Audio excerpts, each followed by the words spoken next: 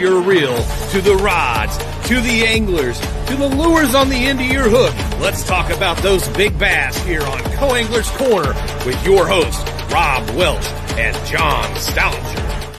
Good evening, everybody. I'm John. How y'all are? Cajun Rob here hanging out with you. Yeah, just want to say hello to everybody and tell everybody how lucky I am because one of my friends is going to be our guest tonight. You know, he's also a good fisherman, Mr. Michael Catt. He used to fish the MPFL, and he's also a champion. He won the Potomac River event this year for the Toyota series. It's still Toyota, right? Yeah, still Toyota. Yeah, they haven't changed it yet. I don't know. I have a hard time with that division or with that series. What's going on? But no, it's in all seriousness. Michael Catt, he's from Florida. He can catch fish north and south. And just got back from Champlain not too long ago. And we're not going to talk about that trip. We just want to talk about the Potomac where he came out as a champion. All right, I'm going to bring him on now. Absolutely. We'll go from there. That's it. Hello, sir. Hey, guys. How's it going, Mike? Pretty good. All right. Congratulations again, you know. Thank you. I appreciate that. One of the things we like to start the show out is talk a little bit about yourself, your fishing, and how you started.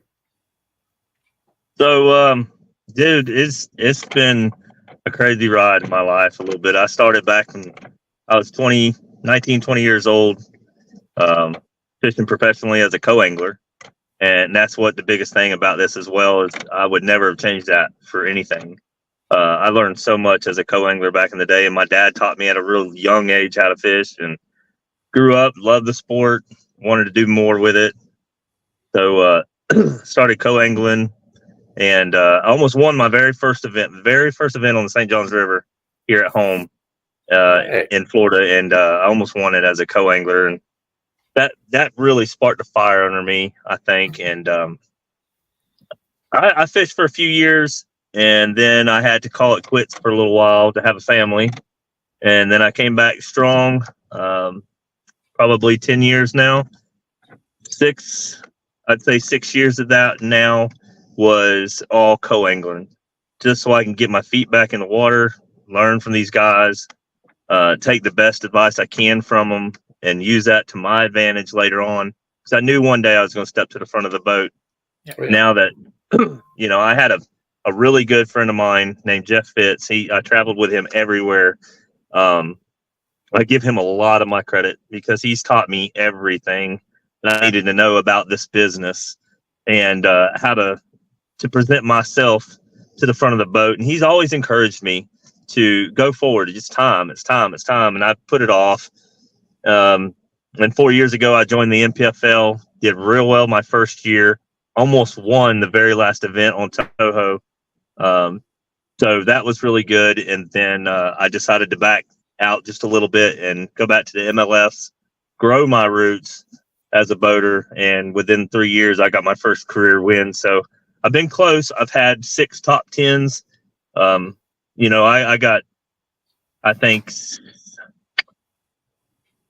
I forget, 9 top 15s and a couple of BASS Nation event wins. And I'm just all over trying to figure it out. And I've got a pretty good resume going on for 3 years as a boater. So as a professional now, as a professional angler. So pretty excited about that. And next year we got some big moves going on. I think I'm going to make a pretty big change, but not too big of a change. But we're going to go for a lot next year. So, awesome. So yeah, I mean, if it wasn't for co-angling, though, I probably wouldn't know as much as I do today. Though I would never have changed it. Right. Change that fact that I did that though. Instead of going full head, a lot of these guys now they'll just jump right in and they do good at first and then they crash and burn. Well, yep. I'm not gonna say they all do that, but I think that growing up as a pro-co is what I called myself. It taught me exactly what I needed to do and what not to do as a professional angler. So, Yeah, that's something we'll circle back to as far as the Yeah. co-angling. There's something I want to talk about on this, but so let's take us back to the Potomac. It seemed like everything set up perfect for you there. So Potomac River, I'm from the St. Johns River in Florida, and it's all tidal. Potomac's tidal. Potomac River sets up like home to me. It touches me. I mean, I understand it. I diversify it. I can. I feel like I can already know without me being there what these fish are literally going to be doing by the time I get there.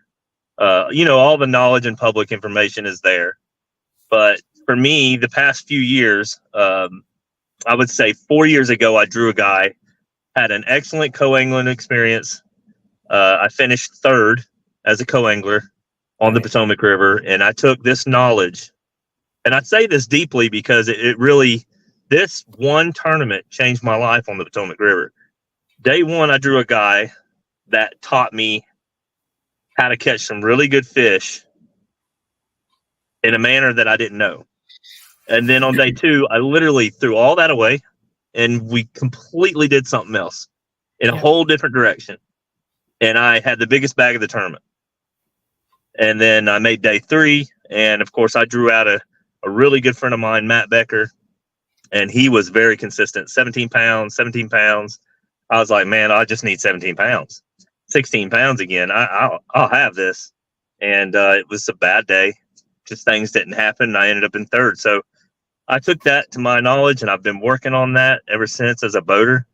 And man, I really had a shot last year at Tackle Warehouse Pro Circuit. I made day three with that as well, with the same knowledge that I was using then as I'm using now. And then I dialed in this one creek. It's just a special area, like just set up this year. I was really excited to get there because I had heard that the fish weren't, the grass wasn't growing like it used to.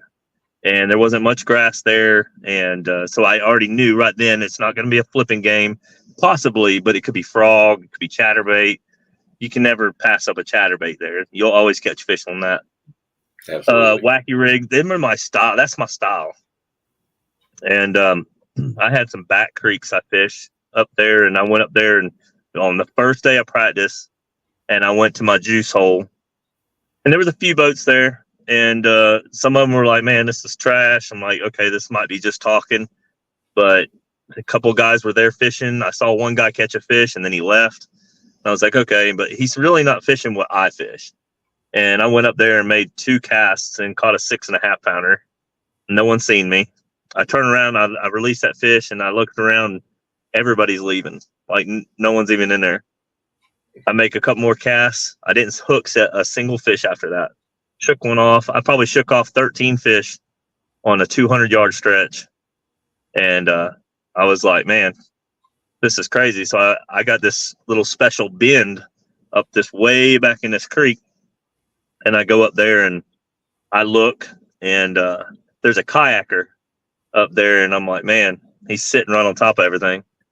So I go up there. I said, you mind if I fish here for just a second? And he was like, no. I said, you ain't got to move or nothing. I just looked. I didn't even fish. I just looked under. There was like 50 fish there. I was like, okay, that's all I need to see. Within 35 minutes, I went back just because I saw him leave.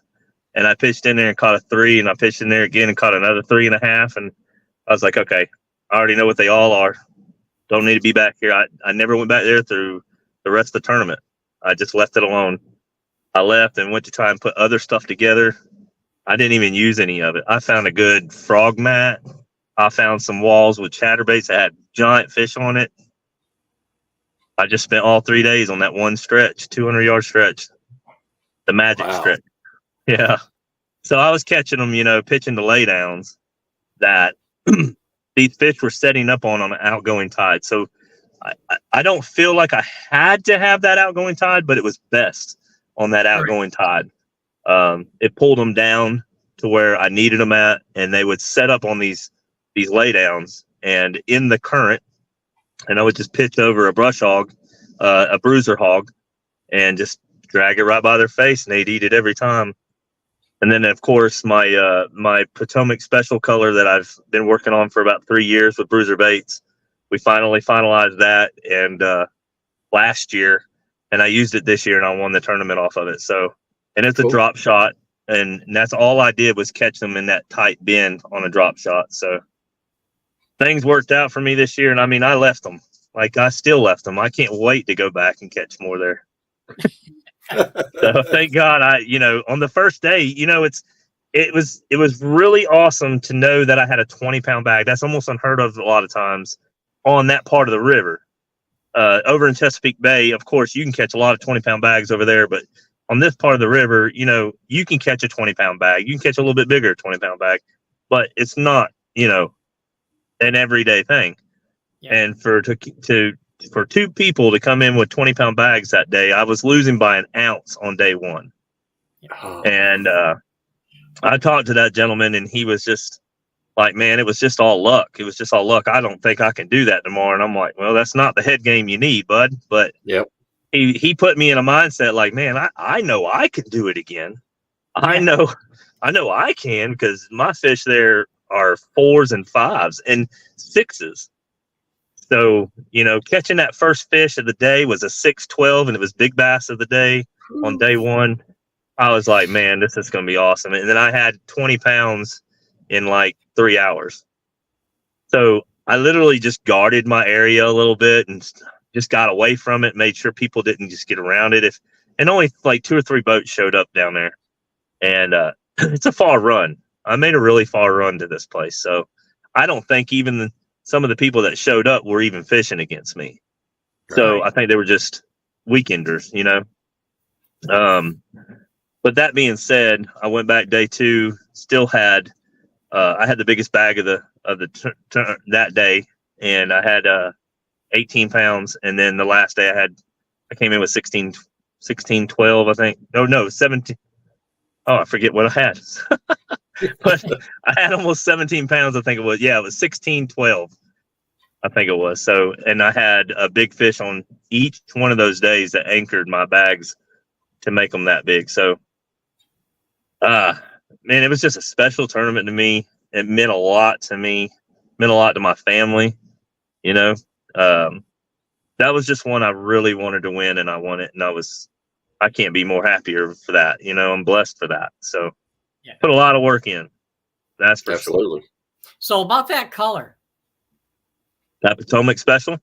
Yeah. Do you have that with you right now? I actually, no, I'm only picking. Man, I honestly, I do not think I have that. I wish I had that color with me right now, and I don't. And I normally do, because that's I've been showing it off so much. I don't have it with me. It is a laminate. It's a very laminate, like sort of. It's a purple, but it has a really light laminate tint to it, and I think. I really don't know why, 100% why these fish really want that. The shape of it, I would say maybe they're like baby snakeheads or something, or I don't know what it is that they just can't stand about it. But it's that purple color. That purple is, it pops on that river. I mean, anywhere I go, I can catch them with it on that river. Yeah. And I can do the same here. I'll be honest with you, at the St. John's, I can throw that purple anywhere here and catch them. And I want to publicly say thank you, because I saw your hat, reminded me, and I'm looking above, and I got what, 10 or 11 arc rods and reels above me. Yeah, because you and I have had several conversations about rods and reels and stuff like that, and Yep. And my title sponsor is arc rods and gravity reels. I mean, that's all I throw. That's all I believe in. They're phenomenal rod and reels.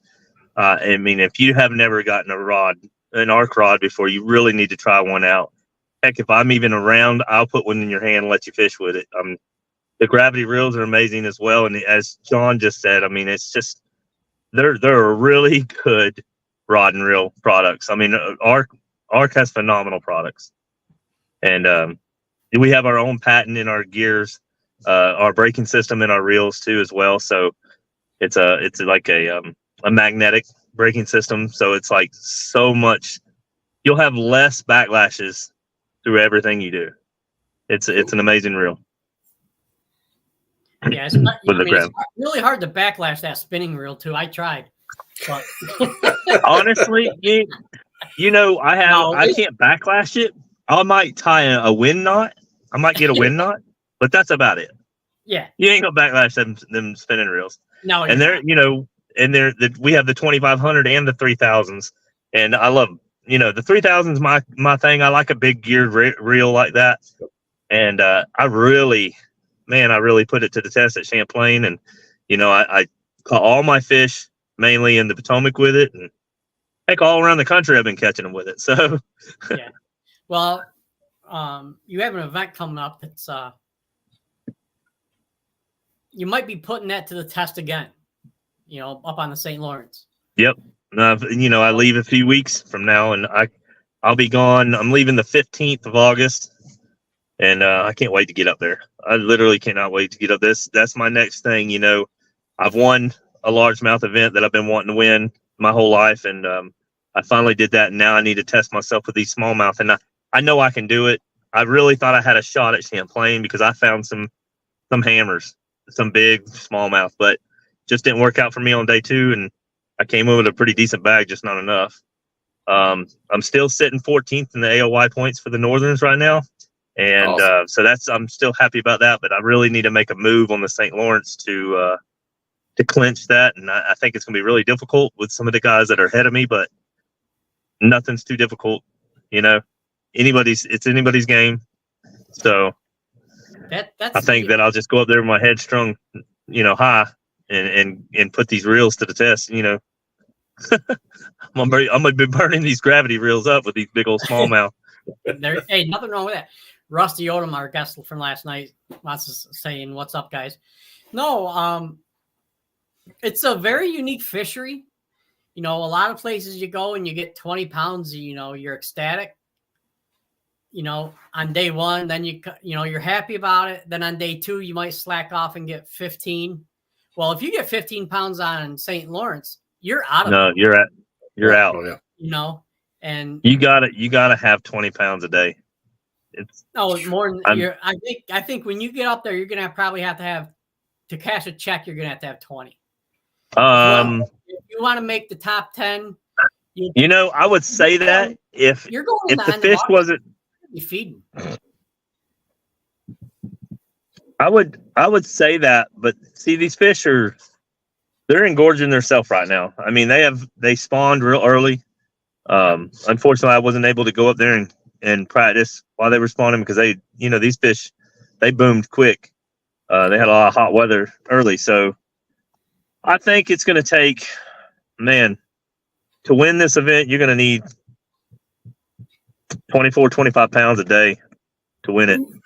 And that's lowballing it, to be honest with you. Yep. I think there's some high numbers to be caught there, and there's Corey or Corey Johnson's proved that in the past, and so is Chris. I mean, they've come in with almost 30 pounds or whatever. It's ridiculous what size fish are there, and all smallmouth. You cannot win with largemouth. You can compete, but you ain't going to win it. No. And that's always fun there too, but. Yeah, just having a mixed bag ain't going to cut it. You're going to have 22 pounds. But this time of year, I really think with the way the fish have already moved, 19 pounds, 18, 19, you're going to have a high 18 to a 19-pound bag every day to cut a check. I think you're right about that. It's going to be high. Yeah, because they're going to be gorging. I don't know if you'll have to have 20 pounds a day to do it, but it's again going to be all about ounces, just like Champlain. Yeah. And that's what makes it hard to gain any ground up here is because everybody's so close that I can't tell you how many fish what? No, go ahead. I was going to say I can't tell you how many fish I caught at Lake Champlain and before it got to the boat, it coughed up 5 ounces of fish. Dang. They were sitting there just engorging themselves with bait. And by the time you get them in the boat, they would done coughed up everything they had in their stomach. I mean, just shad, ling, all these baits that these cod or whatever they're eating up there is crazy. So I don't know if St. Lawrence is going to play like that and them coughing up gobies or what, but I don't know, but it's unreal. yeah. Now is that I'm your ready last- though. That's for is that sure. the last I can't one wait. for you? Absolutely. No, I got the St. Lawrence River coming up, and then in September I got to go fish the last Southern, which is on Santee Cooper in South Carolina. Yep. Okay. And then I'm off for a couple of weeks. I got some guiding stuff I got to do, and then a couple of shows I'm going to go do, and then in November, of course, I'm gonna go up. No, actually, the 2 weeks prior to the Toyota Championship in November, I'm going to go up to Wheeler and practice, and then I'm going to go up for a week to practice on Wheeler before the championship. Okay. So, looking forward to that one. Absolutely. I like to offer everybody that I heard they got some. Yeah. Like, Oh yeah. when you come up this way, if you want to take a day or two and relax on Cayuga Lake, you're more than welcome to stay at my place. You know, we have an empty bed, empty room. I would love that. Cayuga is something that I've always wanted to go. You know, I have a really good friend of mine that I can call one of my best friends, and that's Dakota Eber. And Dakota is, you guys should all know who he is and what he's done on that lake. And after seeing what's been, shown there, I definitely want to hit that lake one day. I've been always looking forward to going there. Well, I'm 15 minutes from it, buddy. Man, nice. And you're more than welcome to. I know, right? I tell you, look, it's tough living where I'm at, man. It's tough. Oneida's 45 minutes away. St. Lawrence is an hour and a half. Cayuga's 15 minutes. Lake Erie's 2 hours. It's terrible. I don't know how you work. I'd be fishing every day. I think that's why my wife doesn't want me to get a boat, because she knows I won't want to work. Hey, he didn't mention the snow and ice, though. He's leaving that out. I'll tell you what. Hey, you got more snow last year than I did. Yeah, that's true. And he's in Tennessee. And Kentucky. Yeah. You need to send some of that snow down to Florida. Yeah. Eddie Carper says, take John up on that offer. Trust me, the cookies alone are worth it. Oh, yeah. And see, Eddie and I are good friends. I've been friends with Eddie for years. That's a great guy right there. And oh yeah, yeah. He came over. I know he can hear me, so I'll probably take you up on that offer anyhow. Yeah, he came. He came over 4th of July weekend, and we went to Cayuga, and I think within the first 4 hours we had between 22 and 23 pounds. Nice. Yeah, and we didn't go very far. Catching them drop shotting? No.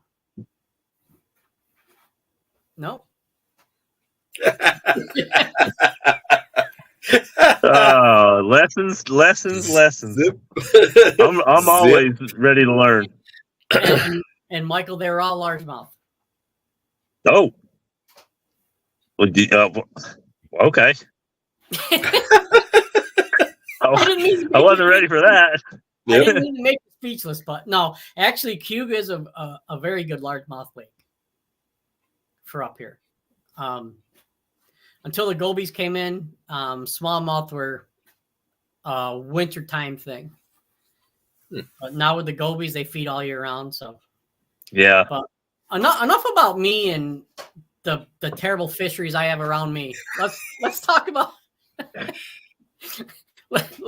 Let's cover some of you. You've got quite a resume. You've not been fishing the pro side for only 5-6 years. With bass, I have. With MLF, I've only been doing it for 3 years. NPFL a year, and Bass 5. Yeah. Okay. So yeah. So I've been a co-angler. I grew up as a co-angler. I just never, I don't know how to say that really. I just never really had the sponsors or someone that would back me with a boat and help me out and stuff. So I never really could. I'm a blue collar man. I work my butt off every day. I still own a cabinet business that I work every day when I'm at home, and when I'm not, I leave and I'm back to doing what I want to do. So I'm either guiding or I'm hanging cabinets or I'm fishing. So one or the other until I can put all that together. So right now I'm getting some really good. I got some pretty good sponsors right now. Still looking for some new investments, but so yeah, cool. I'd really like to have someone, put all their faith and trust into me and let me show them what I can do. So Absolutely. But yeah, I think your resume speaks volumes. Just looking at it. I have a really good resume. I'm not going to brag on myself too much, but I will brag a little bit. I mean, I think I've done really well for myself. Going up, I've fished 49 events now, and I would say a little less than 3/4 of that was really all co-angling, and that's what just speaks for myself that I dedicated myself into this to learn from the best. And I think that everybody I was put in the boat with, but one, was the best to me because they all taught me something. And it taught me how to be who I am now and who not to be when I am then. So being a professional angler, I hold a high level of standard to myself and to my co-angler, if I have one, and to, the fishing community. So being as that said, I'll never stop going the way I am right now, though. That's for sure. Yeah, that's good. I've been dominating. I got as a boater, I think I have now 3 top 10s, 1 career win, 12 top 20s. I have some that are 15s and 10s though. And of course, a handful of 30s, but as a boater, I think I've done really well, sitting 56 in the points for Southern Division right now in the MLF. And then I'm sitting 14th in the points for AOI in the Northerns. And I've done real well in the past, in the past couple of years as well. And I did really well my first year in the NPFL and made a small name for myself there too as well. So cut a few checks there. Nice. You have anything, Rob? No, I was going to ask him about being a co-angler. Kind of what was the best things you learned? Like, I know for me, it's like you get to ride all these different boats. You kind of get to know, what you like about one, what you don't like about another. But like I said, learning from every guy. I mean, every time I go out, I'm learning from somebody. But what's kind of the best things you've learned as being a co-angler, I guess? So, I mean, I've been asked that question a lot, and the first thing is how to respect a co-angler. We're here to make money and fish. We love the sport just as much as they do, as being a boater, and being able to fish from the back of the boat. There was rules. You couldn't cast past half mast. So many things that you had to respect to the boater as a co-angler as well. But I took notes. Like everything he did that performed in that area, I would go back and I would write all this stuff down. I have journals at home that are I honestly have like 5 different journals right now full of everywhere I've been, of what we did, when it was, the time of day and time of month and what these fish were doing and the color of the bait. I mean, I've written all this stuff down and I use it. I still, like St. Lawrence River, I'll go back and I'll look at everything that I've written out for the St. Lawrence River just to put it in my head to refresh myself with, oh, well, I forgot about this. Let's go check that out. But as a co-angler, I learned a lot from these boaters by dialing color of water to the bait. That was a big thing. Watching them like pre-tie things, things that will get them ahead. changing their hooks out constantly. Don't ever, if your line's nicked, cut that off and redo it. You got money on the line, you got to learn. So I would never do that. I would fish almost all year with the same line on my reel back in the day because I couldn't afford to keep getting more line. So, before the tournament now, I would stretch off like 10 or 15 yards and cut it off and throw it away, but I would never rip all that line off. But when you got this kind of money on it, you learn what you got to do, throughout the years. But, defining the color of the water for the bait, if it's clear, hot, day, cold, light, sunny, rain, whatever. I took notes of all that stuff, and that was a really big key to my success in life, and it still is, and it still will be. I think anybody knows that. But taking from them, the courtesy of respecting another angler, that was a big player because, you just don't, when you don't have a boat and you're a co-angler, you have to learn these things if you're ever going to achieve your goals to where you want to be in life as a professional angler at the front of the boat. And let's see what else. I mean, coloring, the color is like, I guess that was probably the biggest thing, is learning how to dial in the right color, and matching the bait, and forage that's around, if you have matted grass or if you're fishing rock, if it's cold. So a lot of these things, these are the biggest things. And I know that's common. Everybody knows you have to really dial these fish in. But taking that knowledge from professionals that know, I'll tell you this one, like something simple as this. I was doing the exact same thing as this man. I was on Table Rock, or was it Lake of the Ozarks? I think it was Lake of the Ozarks. I was on Lake of the Ozarks. I made day 3. I drew out Greg Bohannon. Yep. I was sitting in like 6th place. I was doing the same thing he was. But for an example, is he put, are you there? Yep. Hello? Yep. Hello. We got you. Can you hear me? Yeah, we got you. We got you. Yeah. All right. Okay. So what Greg did was he put a split shot. We were throwing a weightless worm up against bushes, but he had a split shot with a swivel on, and it made that worm fall so much differently. Just something as simple as that. Learning how to take the twist out of your lines and making your bait perform differently than it should. If you get what I'm saying. Oh, yeah. So things like that was a big thing for me to learn from. I wanted to learn those things. It excited me to do that. Oh, yeah. Tweaking a buzz bait, putting a bigger blade on a spinner bait. I always thought you had to throw this one bait, that how it came. I didn't know you could adjust so much.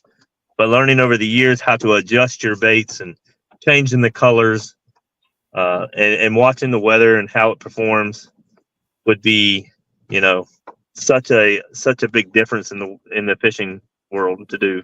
So absolutely, and that was my biggest go from being from the back of the boat and just enjoying the experience. Being around these guys was awesome. Yeah, absolutely, and being versatile. I mean, being a co-angler, you got to be versatile. I mean, you don't know, you'll be shallow, being very versatile. Yep, absolutely. Diehard Anglers said he made it, and he's got to get back and watch it. Go back and watch it. Please do. Go visit our YouTube channel. Watch it there. And Diehard Anglers always saying Mike always brings the juice. Well, we'll find that out when he comes up to New York. Oh, he'll have it. I thought I wanted to circle back. I got to give a little shout out to him. It's a pretty decent friend of mine. He's a pretty good friend of mine, and he's always a trip, and he always he supports me too as well, and I appreciate those kind words. Yep. But he's definitely got to go back and watch. Yeah, he's a friend of mine. He's good people, man. He's one of the best. Well, and he's from an area where I grew up personally as well. We both live in Kentucky, and I spent 13 years in Kentucky fishing Lake Cumberland and some surrounding waters in there. Delhala, and in a couple of Cedar Creek, some trophy fish stuff there, and so we grew up right in that area. So it was pretty cool. That's funny because I live in Berea, and I work about 5 minutes from Cedar Creek. Yeah, I love Cedar Creek, man. Yeah, I wish I could just go there all the time every once in a while, but yeah, that's pretty cool that I didn't know you lived there. That's pretty good. Yeah. I grew up in Danville, Kentucky, so. Oh, yep. Know exactly where it's at. Yep. Awesome. All right, so beginning of the show, I wanted to circle back to the co-angler thing. Do you think these organizations are shooting themselves in the foot by eliminating the co-anglers? Because I see that, like with the ABAs and, they're starting to get away from it.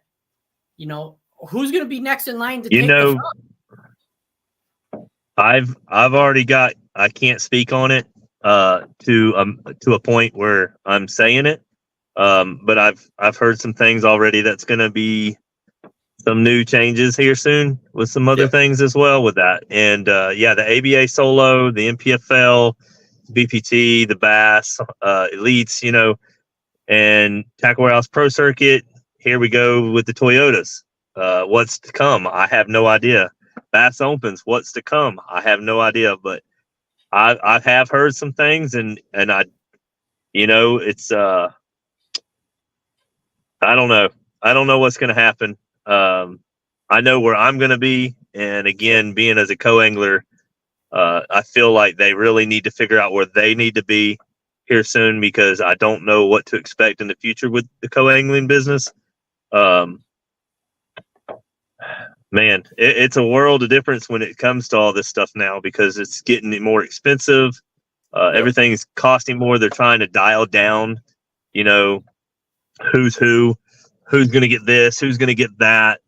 There might have been so many Bass Pro guys, and now it's, so many Bass Pro guys. So,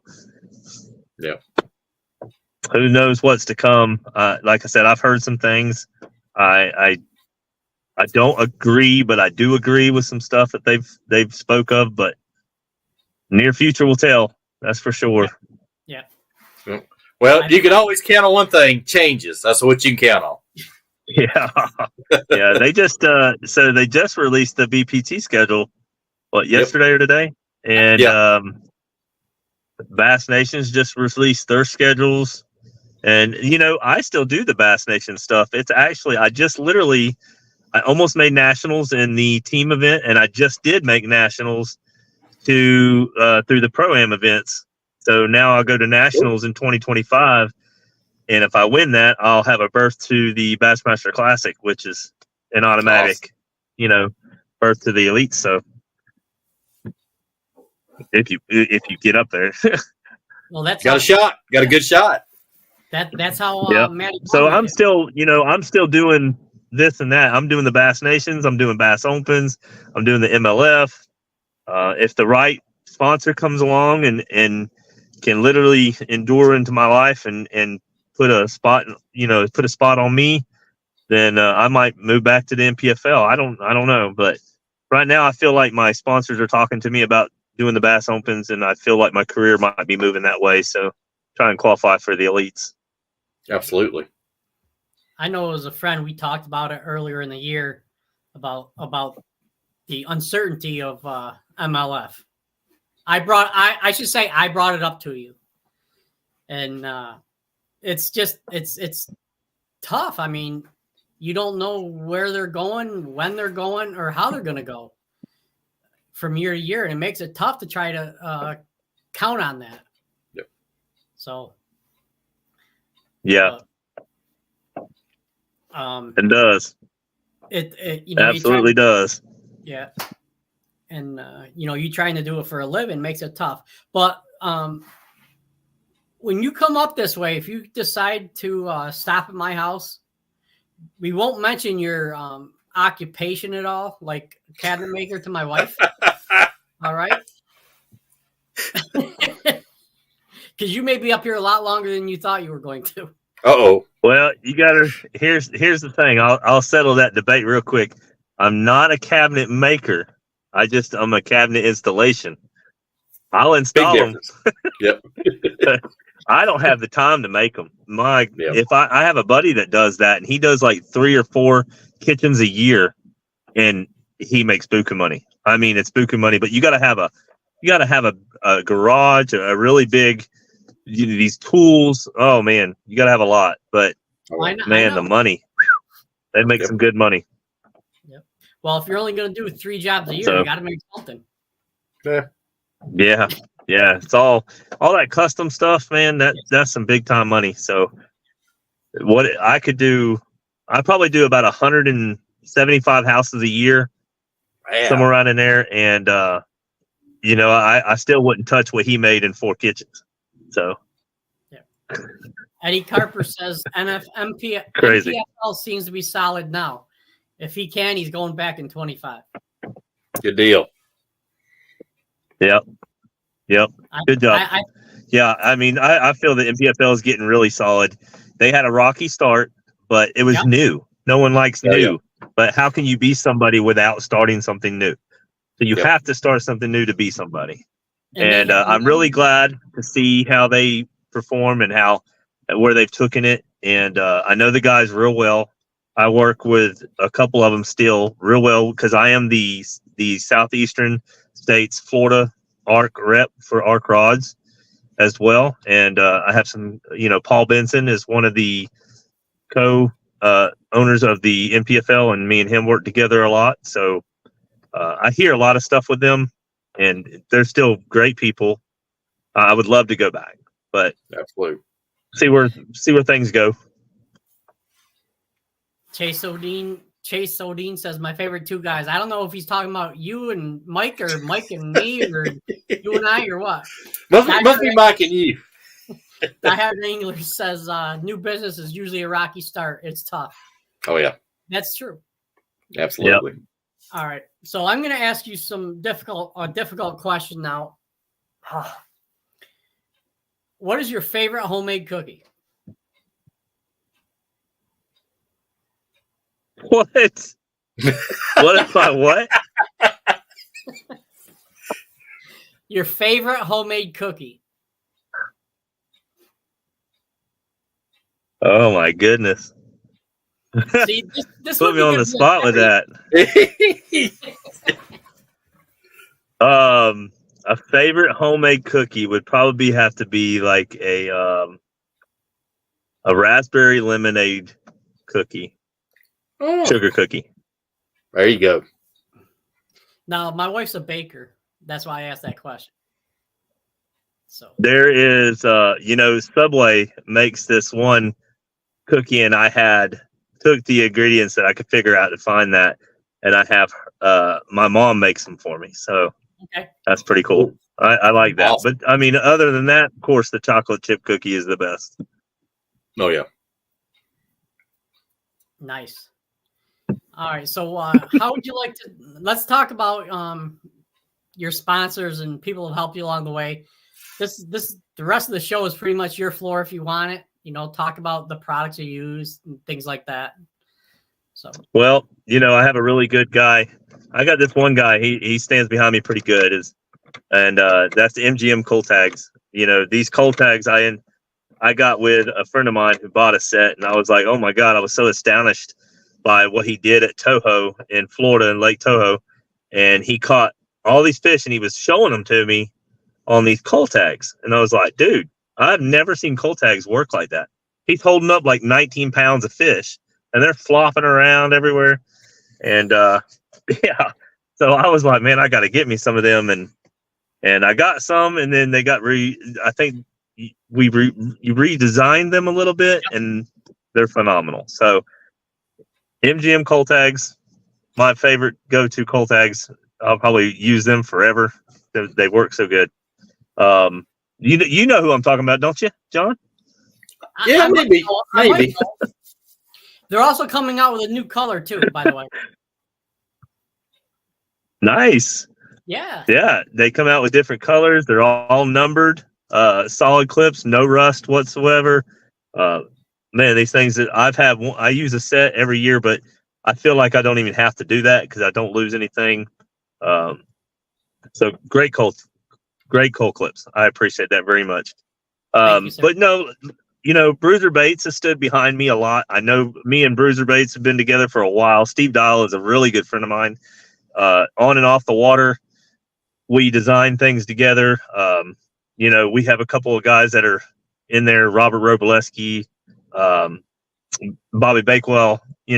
We all work really close with Steve, and Steve has been a very important part of my life as well with Bruiser Baits because, I mean, look, I just won an event off his baits, and it was just as simple as call me, let's touch base, let's do this, let's tweak this, let's do that. Great guy to work with. I can't say enough for Bruiser Baits and Flat Out Tungstens.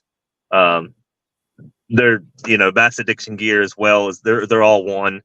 And we have custom molds, hand injected molds. I mean, our baits are really versatile as well. So we have several baits. And of course we carry the only big nasty there is, or the Whiplash, which is like a 19-inch worm. It's stupid crazy.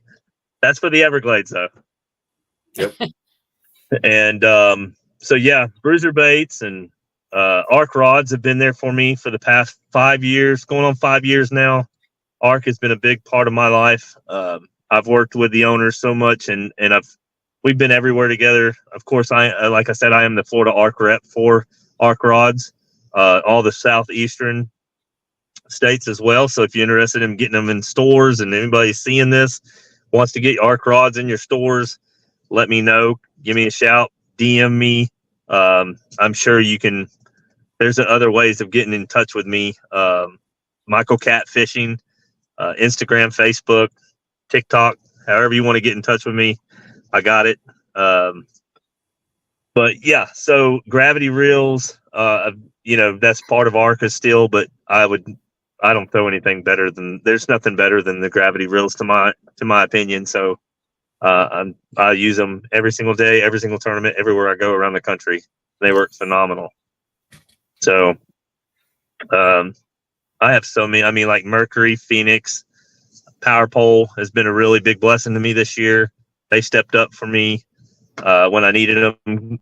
And I'm not sponsored by any electronics, but I do use Garmin and that live scope, and it has made me a lot of money. So shout out to them a little bit. But I also want to say, like, Real Snot, it's a line lubricant. They're really good. I use that on all my reels as well still. And Owner hooks, I picked them up. Owner hooks, I throw nothing but owner hooks on everything I do. I'll change all my plugs out with owner hooks. And so, I mean, I know I have so many more other things, but I can't think off the top of my head right now. But yeah, man. And then I'm a local restaurant here called Chubby's Bar, Chubby's Wings and Grill. They've sponsored me for a year now, and they're pretty. I eat there every Tuesday night. All you can eat wings. So Ooh. Something I do every Tuesday night. I bring all the guys together, and we all get up there for guys' night out there and have wings. Nothing wrong with that. No. Yeah. And the reason I chuckled is we used to have a bar where I grew up named Chubby's. And Yeah. I've been wife- seeing Chubby's almost every state I go to. There's a different kind of Chubby's, though. Yeah. Like you said, there's a bar you grew up with named Chubby's, but I found different places like that. Yep. Along the way. And no, man. So First tournament I ever fished in my life was a bar tournament through Chubby's. Couple years ago. Yeah. Back in 1994. Cool. That's probably before That's crazy. half these people. Yeah, probably before half these people were alive. Probably. But no, I appreciate all the kind words you have, sir. Anything else you got, Rob? yeah, I couldn't do it without y'all. That's for sure. Oh man, we man, when you won Potomac, man, we was ecstatic, man. It was great seeing you win. We knew it was coming for you for sure. I appreciate that. It's again, that's a long time coming. So a lot of people win by ounces there, and for me to knock it out of the park was, it was a blessing. So hopefully I can do it again next year. I'm looking forward to it already. I promise you that. Yep. And I give you credit. If you catch fish on Cumberland, you catch them anywhere. So I give you credit. It can be tough. There's not too many places I can't go without coming in. One thing, my big manageable thing that I really like to do is I want to make sure that I come in with a limit. I'll always try and find at least a limit of fish. I always try and find the winning bag. And, it might not be the winning bag for the tournament, but it was a winning bag for me because I gave it everything I had, and I dialed it in as much as I possibly could without stepping on toes. So that being said, to win Potomac, though, and to be able to fish versatilely anywhere in the United States, my dad taught me everything about fishing. I give him all my, all the credit, really. I'm just so blessed that he taught me at a young age how to fish because it, like I said, it sparked a fire under me when I fished my first event here on the St. Johns River in a BFL and almost won it. And I was just a couple of pounds out. So, yeah, that was awesome. All right. But literally looking forward to getting back up there to the St. Lawrence River this year here in just a few weeks. So, got to watch me. Got to watch for me there. We will. Absolutely. All right, buddy. Well, hey, appreciate you coming on. Thank you very much. Anything you need, let me know.